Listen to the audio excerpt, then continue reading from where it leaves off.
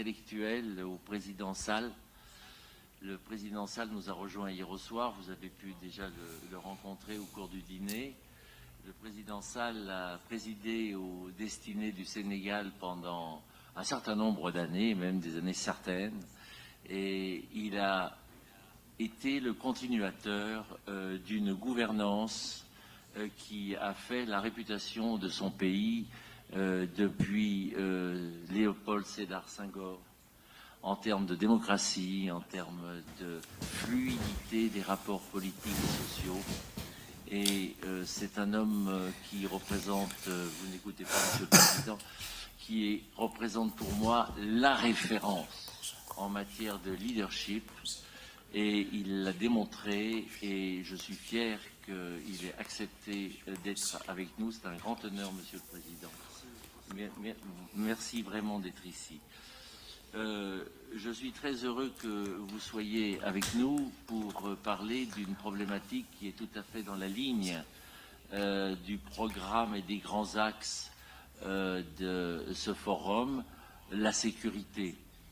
Je l'ai dit hier à un moment dans une intervention, la sécurité nationale est quelque chose qui est nécessaire au développement des affaires et qui est nécessaire à l'attraction des investissements étrangers. Et qu'il y a beaucoup de zones où ça va mal et il est temps de redresser la barre. Monsieur le Président, vous avez la parole.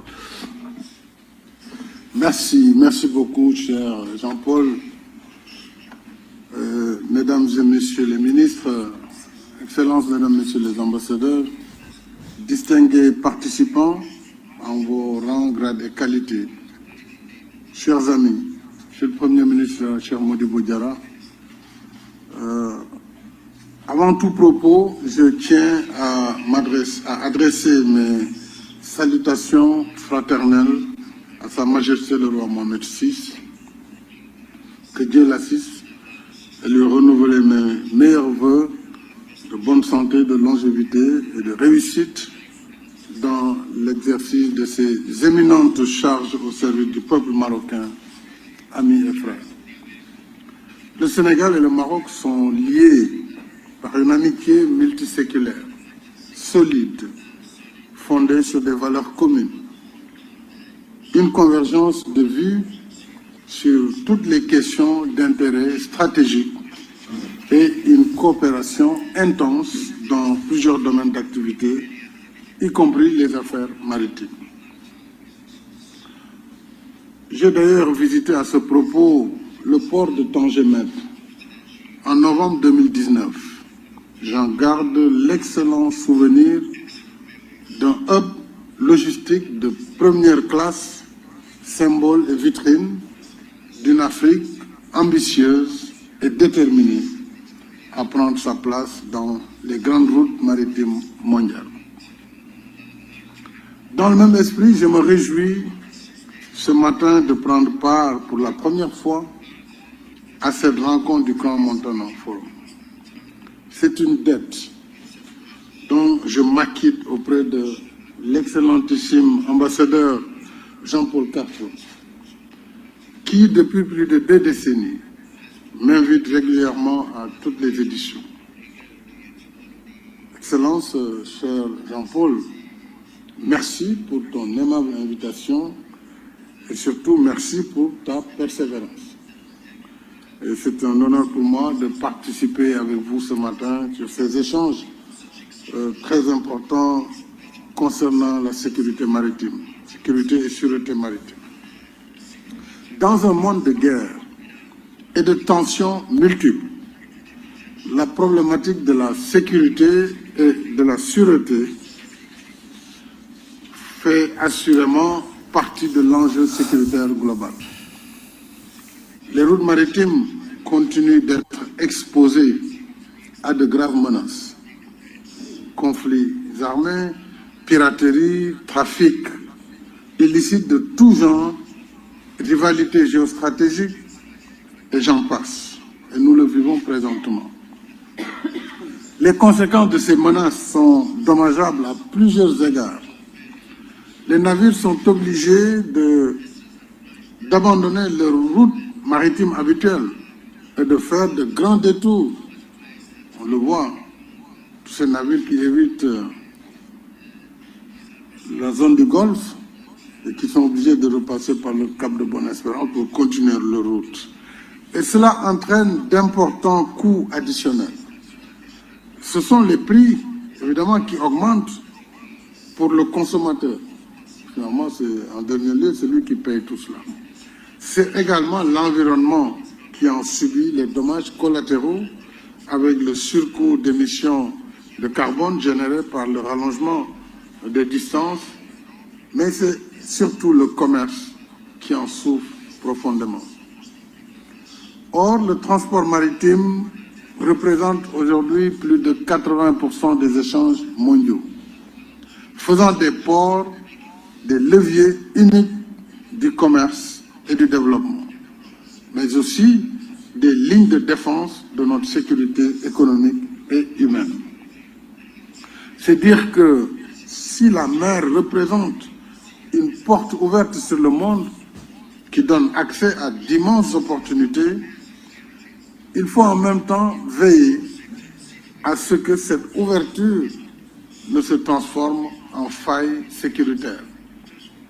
Dès lors, sécuriser nos façades maritimes, c'est à la fois protéger nos populations, nos ressources, nos écosystèmes et surtout nos infrastructures critiques. C'est aussi préserver la liberté de navigation et combattre ensemble les menaces transfrontalières.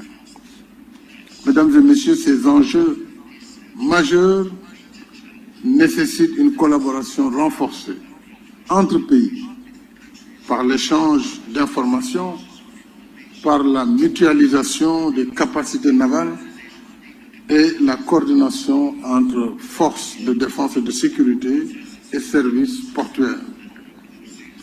Voilà pourquoi il faut continuer à investir non seulement dans les infrastructures maritimes, mais aussi dans la sécurité et la sûreté, dans la formation du personnel, la résilience numérique et la protection des acteurs portuaires.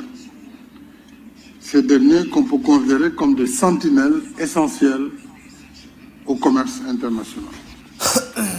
N'oublions surtout pas que les ports sont aussi des lieux d'humanité et de chemins croisés. Chaque jour, des millions d'hommes et de femmes, marins, dockers, commerçants, logisticiens, transporteurs, venant d'horizons divers, s'y rencontrent, échangent et travaillent ensemble. En effet, dans le tumulte des chargements et des déchargements, dans les démarches et les formalités à accomplir, dans l'activité des chantiers navals, si indispensable à la navigation maritime, il y a une part irréductible d'humanité qui donne vie, rythme et âme au port. Je voudrais également, chers amis, rappeler que le sujet qui nous réunit ici fait l'objet d'une prise en charge au plan continental, avec la Charte africaine sur la sûreté et la sécurité maritime, charte qui a été adoptée par le sommet extraordinaire de l'Union africaine d'octobre 2016 à Lomé, en République togolaise. Cet instrument juridique majeur et régional consacre l'engagement des pays africains à faire de leurs zones maritimes des espaces de paix, de sécurité et de développement durable. Cette charte africaine sur la sûreté et la sécurité maritime vise particulièrement à promouvoir la lutte contre la piraterie, la pêche illégale, les trafics illicites et la pollution, par une coopération renforcée en matière de partage d'informations, de respect du droit international et d'intégration des enjeux maritimes dans les politiques globales de sécurité et de développement. Je pense qu'un pays comme le Maroc, connu pour son leadership dans ce domaine, pourrait certainement aider à mieux vulgariser cette charte africaine en rapport avec la Commission de l'Union africaine. En outre, je souhaite attirer l'attention de notre forum sur l'importance de prendre pleinement en compte la situation des pays sans littoral. Je salue les pays sahéliens ici présents. Les pays sans littoral, conformément aux dispositions pertinentes de la Convention des Nations Unies sur le droit de la mer, appelée à juste titre la Constitution des mers, en raison de sa vocation universelle. Cette vocation universelle qui a tendance à faire des espaces maritimes des lieux de coopération dans un esprit de bon voisinage qui consacre le droit légitime de ces pays à un accès libre et sécurisé à la mer. La Convention de Montego Bay nous rappelle en effet que la mer n'est pas seulement une affaire de pays côtiers. La mer est aussi celle des pays enclavés, dont l'accès aux corridors maritimes est une nécessité vitale d'inclusion, d'échanges commerciaux et de développement économique. Mesdames et messieurs, distingués participants, en matière de commerce pour le développement, c'est certainement par la mer que l'Afrique comptera de façon plus importante dans les échanges mondiaux. Et c'est par des ports modernes qui répondent pleinement aux impératifs de sécurité et de sûreté que nous réussirons à faire de nos pays des maillons indispensables de la chaîne logistique maritime mondiale. Je reste persuadé que par vos expertises combinées, vous apporterez une contribution significative à cette ambition légitime.